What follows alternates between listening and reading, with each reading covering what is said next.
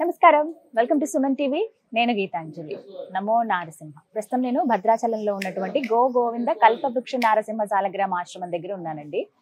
ఆశ్రమ నిర్వాహకులు డాక్టర్ కృష్ణ చైతన్య స్వామి మనతో పాటు ఉన్నారు. ప్రముఖ నృసింహ ఉపాసకులు, వారితో మాట్లాడదాం. గురుగారు నమస్కారం అండి. నమస్కారం అమ్మా. సంతోషం మళ్ళీ రావడం, స్వామి వారి దయ ఉంది ఖచ్చితంగా అనిపించింది ఇన్నిసార్లు రావడం. అంటే చాలా మంది కొన్ని సందేహాలు అడుగుతుంటారు గురుగారు, ఆశ్రమానికి సంబంధించి ఇక్కడ జరిగేటువంటి కార్యక్రమాల గురించి నన్ను డైరెక్ట్గా అడిగే వాళ్ళు ఉంటారు, మన వీడియోస్కి కామెంట్స్ పెట్టే వాళ్ళు కూడా ఉంటారు. అయితే పితృకర్మల గురించి అండి, దాదాపుగా ఇంకొక 10 నెలలు అయి ఉంటుందా, 8 నుంచి 10 నెలలు, సెప్టెంబర్లో జరిగినటువంటి కార్యక్రమం చాలా విశేషంగా జరిగింది. చాలా మంది పితృదోష నివారణార్థం వాళ్ళ పెద్దవాళ్ళకి పితృకర్మలు చేయించడం కానీ, పిండ ప్రదానం చేసిన తర్వాత మేము చాలా మార్పు చూసామండి అని చెప్పారు. అయితే ఇంకొంతమంది అడిగేటువంటి ప్రశ్న ఏంటంటే, మళ్ళీ ఆ పితృపక్షాల వరకు ఆగాల్సిందేనా, ఈ మధ్యలో ఏమన్నా అలాంటి కార్యక్రమాలు చేయొచ్చా, చేస్తే కనుక ఎక్కడన్నా అవకాశం ఉందా అని చెప్పి అడుగుతున్నారండి. వీటి గురించి వివరించండి అమ్మా. అంటే సాధారణంగా పితృకార్యాలు చేయడం అనేటువంటిది భగవంతుడి యొక్క ఆరాధన కంటే గొప్పది. చాలా ఫస్ట్ భగవదారాధన అనేటువంటిదైనా మనం నిర్లక్ష్యం చేయవచ్చేమో, కానీ పితృకార్యాలు అనేటువంటి నిర్లక్ష్యం చేయకూడదు అని చెప్పి మనకు శాస్త్రం చెప్తుంది, పెద్దలు చెప్తున్నారు. అలాంటి పితృకార్యాలు అనేటువంటిది చాలా ఇళ్లలో, అంటే ఆర్థిక పరిస్థితులు కావచ్చు, కుటుంబ పరిస్థితులు కావచ్చు, సమయాకూలం కావచ్చు, ఇలాంటివన్నీ ఇబ్బందులతోటి చాలా మంది చేయడం మానేస్తున్నారమ్మ.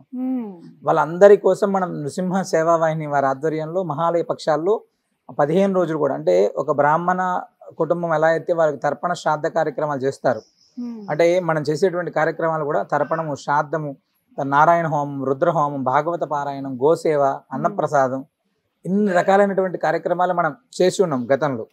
అది చేసిన తర్వాత చాలా ఇళ్లలో మార్పులు ఉన్నాయి, అంటే వాళ్ళ యొక్క సంతానంలో కావచ్చు, వాళ్ళ కుటుంబ వృద్ధిలో కావచ్చు మార్పులు ఉన్నాయి అని చెప్పి మాకు చాలా మంది చెప్తున్నారు.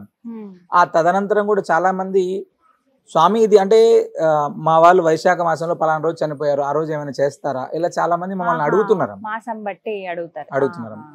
దానికి తగ్గట్టుగా అంటే నృసింహ సేవావాహిని అనేటువంటి సంస్థనే చాలా సేవా కార్యక్రమాలు చేస్తుంది. ఇది కూడా ఒక సేవా కార్యక్రమంగానే చెయ్యాలి అనేటువంటి సంకల్పంతో ఉగాది పండుగ నుంచి మనం ఏం చేసామంటే, ప్రతిరోజు కూడా ఎవ్రీడే 365 రోజుల్లో వాళ్ళ పెద్దలు ఎలా ఏ రోజు చనిపోయారో, అంటే వైశాఖ మాసంలో చనిపోయారు, జ్యేష్ఠ మాసంలో చనిపోయారు, లేదా ఒక నక్షత్రంలో ఒక డేట్ నాడు చనిపోయారు, ఆ డేట్కి సంబంధించినటువంటి తిథి ఎప్పుడు ఉందో చూసి ఇలాంటిది ఏదైతే ఉందో వాటికి తర్పణము శ్రాద్ధం చేయాలి అనేటువంటి సంకల్పంతో, అంటే గోసేవ, తర్పణ శ్రాద్ధం, ఆనాడు అన్నప్రసాదం, ఇవన్నీ కూడా వారి పేరు పైన జరగాలి, వారి కుటుంబం అనేటువంటిది వృద్ధి జరగాలి అనేటువంటి సంకల్పంతో ప్రారంభం చేసామమ్మా. చాలా మంది అంటే వారి వారి పరిస్థితులను బట్టి సంప్రదిస్తున్నారు, చేయడానికి ఏర్పాటు చేస్తున్నాము. అసలు పితృదోష ప్రభావం ఎలా ఉంటుందండి? దోషాలంటే ఏంటి గుర్తించగలమా అసలు? ఒక కుటుంబానికి, లేకపోతే ఒక వ్యక్తికో, లేకపోతే వాళ్ళ ఇంట్లోనో వీళ్ళందరూ కూడా పితృదోషాలతో బాధపడుతున్నారు అనడానికి ఏమైనా సంకేతాలు ఉంటాయా, తెలుస్తాయా? అంటే మనకు ఫస్ట్ వేదం ఏం చెప్తుందంటే, మాతృదేవో భవ అని చెప్తుంది. అంటే భగవంతుడి కంటే ముందు తల్లిదండ్రులు నమస్కారం చేయమని చెప్పింది. తల్లి, తండ్రి, గురువు, తర్వాతే భగవంతుడు. అలాంటి పితృదేవతలు, అంటే అలాంటి తల్లిదండ్రులకి గతించిన తర్వాత వారికి చేయాల్సినటువంటి మొట్టమొదటి విధులు ఇవి. అంటే మామూలుగా మాసికం అవ్వచ్చు, సంవత్సర శ్రాద్ధం కావచ్చు, తర్పణం కావచ్చు, ఇవన్నీ కూడా మనం చేయాల్సినటువంటి ఖచ్చితమైనటువంటి విధులు. సరే, మనకున్నటువంటి పరిస్థితుల్లో 10 రోజుల తర్వాత ఎవరికి వాళ్ళు అయిపోతున్నారు, పట్టించుకోవట్లేదు, చేయట్లేదు. సరే, అడిగితే వివిధ రకాలైనటువంటి కారణాలు చెప్తున్నారు. ఇప్పుడు చాలా ప్రాంతాల్లో మాకు అర్చకులు దొరకట్లేదనో, లేకపోతే చేసే వాళ్ళు దొరకట్లేదనో, మాకు ఉద్యోగాల ప్రభావం చేతనో ఇలా జరుగుతున్నాయి. ఇక బయట దేశాలకు వెళ్ళినటువంటి వాళ్ళైతే సరే వాళ్ళకు ఉన్నటువంటి ఇబ్బందులు, అక్కడ చేసేటువంటి పరిస్థితి కూడా చాలా ఇబ్బందిగా. అసలు పితృదోషాలు ఎందుకు వస్తాయి? ఆ పితృదోషాల యొక్క ప్రభావం చేత మన కుటుంబం ఏమవుతుందంటే, అసలు పితృదోషాలు అనేటువంటి పితృకార్యాలు చేయకపోతే ఖచ్చితంగా దాని యొక్క ప్రభావం చూపిస్తుంది. ఒకటి ఫస్ట్ జాతక రీత్యా కూడా దాని యొక్క ప్రభావం ఖచ్చితంగా మనకు ఉంటుంది. అంటే కుటుంబ వృద్ధి అనేటువంటిది ఫస్ట్ కనపడదాం. మనం ఏం పని చేస్తున్నాము, ప్రతి పనిలో తెలియనటువంటి ఆటంకం మనతో పాటు రెడీగా ఉంటుంది. అంటే నువ్వు ఒక పని కోసం వెళ్తే నీకంటే ముందు ఇది వెళ్ళి అక్కడ కూర్చుంటే దాన్ని మనం తిరిగి వెనక్కి వస్తుంటాం. అంటే సక్సెస్ అయ్యేటువంటి వాడు 99 మెట్లు ఎక్కిన తర్వాత మళ్ళీ కిందికి వస్తే వాడు పడేటువంటి నరక యాతన అంత ఇంత కదా. ఉద్యోగానికి సంబంధించినటువంటి ప్రయత్నం కావచ్చు, సంతానానికి సంబంధించినటువంటి వాళ్ళు కావచ్చు, చాలా మందికి ఆటిజం అనో, పుట్టినటువంటి సంతానం ఇబ్బంది పడేటువంటి వాళ్ళు కావచ్చు, ఇలా చాలా రకాలైనటువంటివన్నీ కూడా ఈ పితృదోషాల ప్రభావం చేత వచ్చేటువంటివి. అంటే మన కుటుంబం ఎప్పుడు కూడా అన్యోన్యంగా లేదు, మన కుటుంబం ఎప్పుడు కూడా వృద్ధిగా లేదు, ఏదో రకమైనటువంటి అసంతృప్తి మనకు ఉంది అంటే దీని యొక్క ఇంపాక్ట్ మనకు ఖచ్చితంగా అర్థం అవుతుంది. దీనికోసం ప్రత్యేకంగా జ్యోతిష్యాలు, జాతకాలు, శాస్త్రాలు కూడా అక్కర్లేదమ్మా. మనకు తెలిసినటువంటి విధంగా మనం చూసుకున్నా కూడా. కానీ ఒక మాట నేను విన్నాను గురుగారు, పితృదోషం ఉంటే అది తరతరాల వరకు ఇబ్బంది పెడుతుంది అని చెప్పి. నిజమా? అదే చేసుకోవాలమ్మా. నేనేమంటున్నా, అది చేయకోకుండా మనం అది చెప్తా. ఫస్ట్ భగవత్ కార్యం కంటే గొప్పది ఇది, నువ్వు దీన్ని సరి చేసుకో ఖచ్చితంగా. అమావాస్య ఇలాంటి తిథులలో ప్రత్యేకంగా తర్పణ శ్రాద్ధ కార్యక్రమాలు చేయి. వారికి సంబంధించినటువంటి నాడు ఖచ్చితంగా గోవుకు సేవ చేయి. పితృదేవతలు గోవులో ఉంటారంట, అలాంటి గోమాతకు ఆహారం పెట్టు, ఖచ్చితంగా మంచి జరుగుతుంది. ఇలాంటివన్నీ పోవాలి అనేటువంటి ఉద్దేశం. అంటే మనకి ఏమవుతుందంటే ప్రతి కుటుంబం అనేటువంటిది సుఖ సంతోషాలతో ఉండాలి, ఇది మా కాన్సెప్ట్. అందులో ఉండేటువంటి దాంట్లో పితృదోషాలు అనేటువంటి ఉండి ఇబ్బంది పడే వాళ్ళు ఎవరైతే ఉన్నారో ఆ పితృదోషాలు అనేటువంటి వాళ్ళ కుటుంబంలో ఉండకూడదు.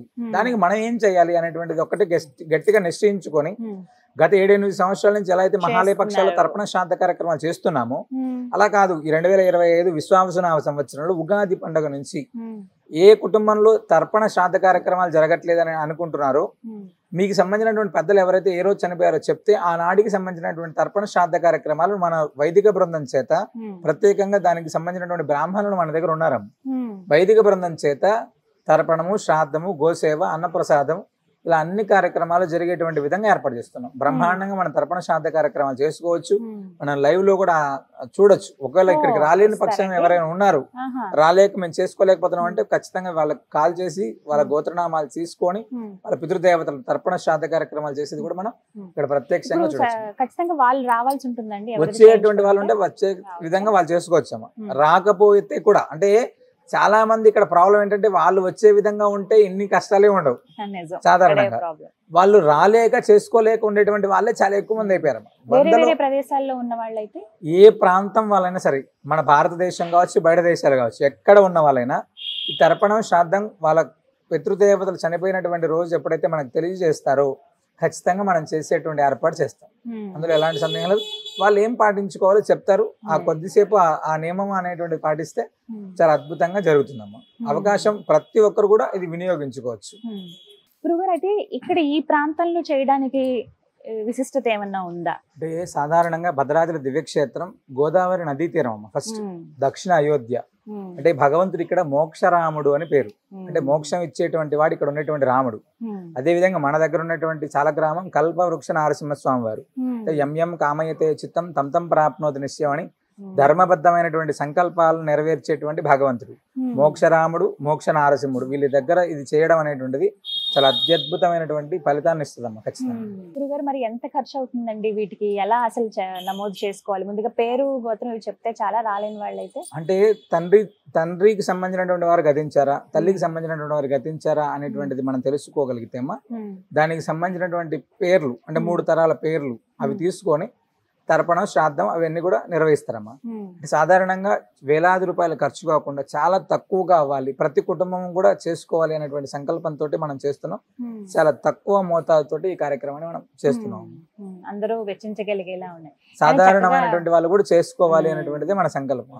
అందులోనూ వస్తే ఇంకొక ఉపయోగం ఏంటంటే చక్కగా అందరికి గోవిందుడిని, గోవులని ఒకేసారి సేవ చేసుకునే భాగ్యం దక్కుతుంది ఇక్కడ ప్రత్యేకంగా. అందరికీ తెలిసిందేనండి, ఇప్పటికీ చాలా మంది తెలిసి వచ్చిన వాళ్ళే. ఇంకా ఎవరైతే ఇలా రావాలనుకున్నారో వాళ్ళకి ఇది ఒక గొప్ప అవకాశం. ధన్యవాదాలు గురుగారు. విన్నారు కదా, ఇక 365 రోజులు కూడా మన పెద్దలకి తర్పణాలు కావచ్చు, పిండ ప్రదానం కానీ ఇవి చేసుకునే అవకాశం అండి. ఎవరైతే పితృదోషాలతో ఇబ్బంది పడుతున్నారో, బాధపడుతున్నారో, ఎక్కడ వారికి శాంతి చేయించాలో తెలియక చాలా మంది ఆ సందిగ్ధంలో ఉండిపోతారు, ఇంకా ఆ బాధలను అనుభవిస్తూనే ఉంటారు. అలాంటి వారి కోసమని ప్రత్యేకంగా గోవింద కల్పవృక్ష నారసింహ సాలగ్రామ ఆశ్రమ నిర్వాహకులు డాక్టర్ కృష్ణ చైతన్య స్వామి గురువు గారు నృసింహ సేవ వాహిని పేరుతోటి ఒక సర్వీస్ లాగా చేస్తూ ఉన్నారండి. ఎవరైతే మేము ఇలా కార్యక్రమం చేయించుకుందాం అనుకున్న వాళ్ళు పితృపక్షాల దాకా ఆగాల్సిన అవసరం లేదు. 365 రోజులు ఈ అవకాశం ఉంటుంది కాబట్టి పేరు, గోత్రాలు దూర ప్రాంతాల్లో ఉన్న వాళ్ళైతే నమోదు చేయించుకోండి. లేదంటే కనుక ఆశ్రమానికి వచ్చి మీరే స్వయంగా ఆ కార్యక్రమంలో పాల్గొని పితృదేవతల అనుగ్రహంతో పాటు ఆ స్వామి వారి అనుగ్రహం కూడా పొందండి. వివరాల కోసం స్క్రీన్ పైన నెంబర్స్ అలాగే ఆశ్రమం అడ్రస్ కూడా అందిస్తున్నాను, కనుక్కోండి. ఇది వాళ్ళ వీడియో. నమో నారసింహ.